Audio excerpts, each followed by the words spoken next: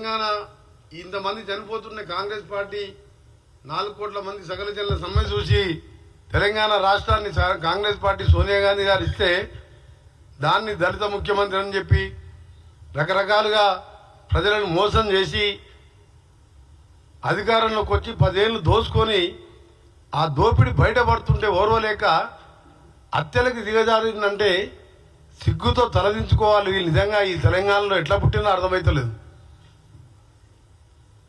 మీరు పోయిన ఎన్నికల ముందు చూశాను, వామన్ రావు గారు అడ్వకేట్ వాళ్ళ వైఫ్ నడి రోడ్డు మీద డే టైం మర్డర్ చేసిండ్రు. మర్డర్ చేసిన వ్యక్తి ఎవరో అందరికీ తెలుసు. అక్కడ అతని మీద కేసు పెట్టకుండా సిగ్గు లేకుండా అతనికే టికెట్ ఇచ్చింది, మళ్ళీ ఎమ్మెల్యే టికెట్. అక్కడ ఉండి ఆ రౌడీజం, మైనింగ్, శాండ్ మైనింగ్ అన్ని మాఫియాలు తయారు చేసుకుంటూ అక్కడ శ్రీధర్ బాబు గారిని కూడా ఆయన ఎవరు జోలికి పోయే వ్యక్తి, ఆయనను కూడా హత్య చేయించే ప్రయత్నం చేసిన వ్యక్తికి మళ్ళీ ఆయనకే టికెట్ ఇచ్చిండు. దేశమంతా రాష్ట్రం అంతా కోడే కూర్చుంది. మామన్ రావు భార్య భర్తల హత్య కారకులు ఎవరు, ఆయనకే టికెట్ ఇచ్చిండు. మళ్ళా జనగాంలో ఒక జడ్పీ వైస్ చైర్మన్ భర్త ఎండిఓ గారిని, రామకృష్ణ గారిని మర్డర్ చేసిందని చెప్పి క్లియర్గా కమిషనర్, ఇప్పుడున్న హైడ్రా కమిషనర్ రంగనాథ్ గారి స్టేట్మెంట్ కూడా క్లియర్ కట్గా ఆ స్టేట్మెంట్ ఉంది. ఎవరు చెప్పించారు అంటే ఎటుపోతుంది తెలంగాణ? దీనికోసమైనా తెలంగాణ మనం తెచ్చుకున్నది. ఈరోజు అపహరించిన రోజే రామకృష్ణ హత్య, ఏది ఎండిఓ గారిది, క్లియర్ కట్గా భూ వివాదాలే కారణం. వరంగల్ సిపి ఏవి రంగనాథ్, బీఆర్ఎస్ నేత, జెడ్పీటీసీ భర్త గిరిపోయిన అంజయ్యే మాజీ ఎంపీడీఓ రామకృష్ణ హత్య సూత్రధారి. ఈ కిడ్నాప్, హత్య సుపారీ గ్యాంగ్ చేసింది. ఈ అంజయ్య హత్య కంటే ముందు బాంబను అని చెప్పి క్లియర్గా కమిషనర్ గారు స్టేట్మెంట్ ఇచ్చారు. ఈరోజు ఓపెన్గా గండ్ర వెంకటరమణారెడ్డి గారు ఆ రోజు మా పార్టీలో గెలిచి అమ్ముడు పోయి మళ్ళీ వాళ్ళ భార్యని టీఆర్ఎస్లో జడ్పీ చైర్మన్ చేసుకొని ఇవాళ కేటీఆర్, కేసీఆర్, హరీష్ రావు మాటలని ఒక మంచి వ్యక్తిని హత్య చేయించడాన్ని తీవ్రంగా ఖండించడమే కాదు, మేము ప్రభుత్వాన్ని కూడా డిమాండ్ చేస్తున్నాం. ప్రభుత్వంలో మంత్రిగా, అలాగే ఒక తెలంగాణ వాదిగా, ఎందుకంటే ఇది మంచి పద్ధతి కాదు. నువ్వు దోచుకున్న మాట వాస్తవం అందరికి తెలిసిందే. అది ఎన్డీఎస్ఏ వాళ్ళు చెప్పిండ్రు, కేంద్రం దాని మీద ఘోష్ కమిటీ చెప్పింది. ఇదే కాదు, పైన ఉన్న అన్నారం సుందీలో కూడా మేము గ్యారంటీ ఇవ్వలేము, ఎప్పుడు కూలిపోతావో అని చెప్పడం వాళ్ళ రిపోర్ట్ కూడా ఇచ్చిండ్రు. మరి ఇంత బరి తెగించి మాట్లాడుతుంటే నిజంగా మధ్యలో మీరు లగ్జర్లలో చూసిన కొడంగల్లో సాక్షాత్ డిస్ట్రిక్ట్ మేజిస్ట్రేట్, కలెక్టర్ అంటే డిస్ట్రిక్ట్ మేజిస్ట్రేట్, ఆయనని కేటీఆర్ గారు ఎవరైతే దాడి చేసిన సురేష్ అనే రౌడీ షీటరు 72 సార్లు ఫోన్లో మాట్లాడి అక్కడ ఉన్న మాజీ ఎమ్మెల్యేతో కలిసి కలెక్టర్ని కూడా దాడి చేసిండ్రు.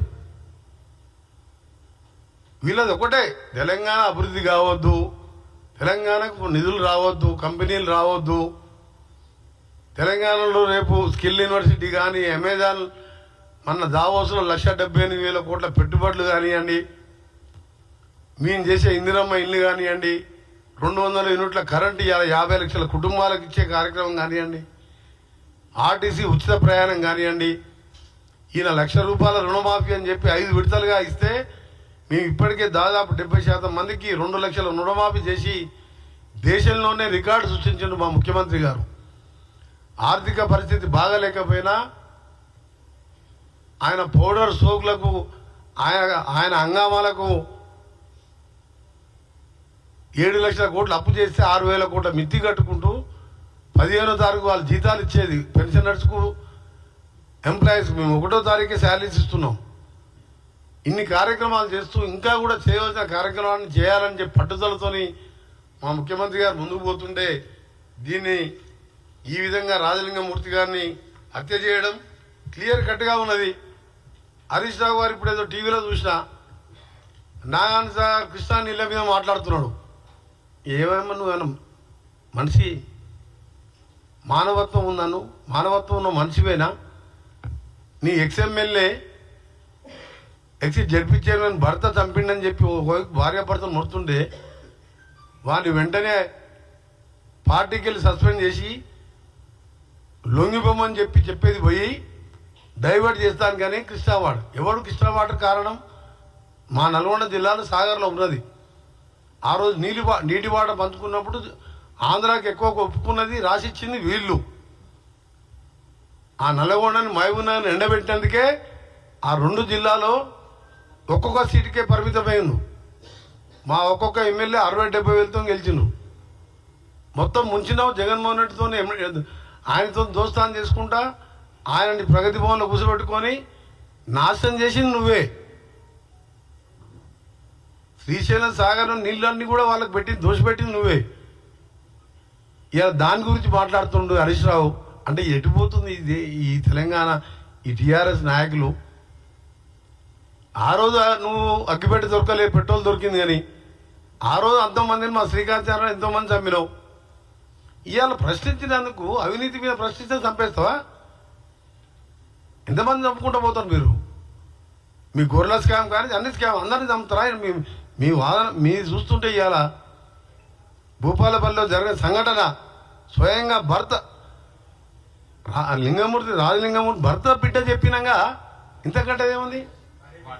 భార్య బిడ్డ అంత క్లియర్గా టీవీలో చెప్తుంటే కేసీఆర్ బయటకు వచ్చి మాట్లాడాలి కదా. ఒక నిమిషం చెప్తాను, నేను ఆడికి కూడా వస్తున్నా. ఆయన 1 నెల కింద కేసీఆర్ కొడితే మామూలుగా ఉండదని అన్నాడు.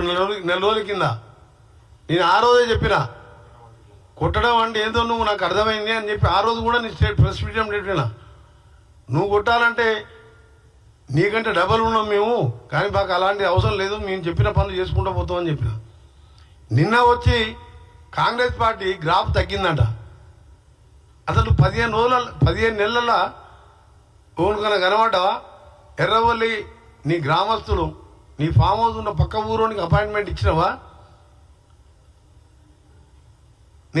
నీకు కాంగ్రెస్ గ్రాఫ్ తగ్గింది ఎట్లా తెలుస్తుంది?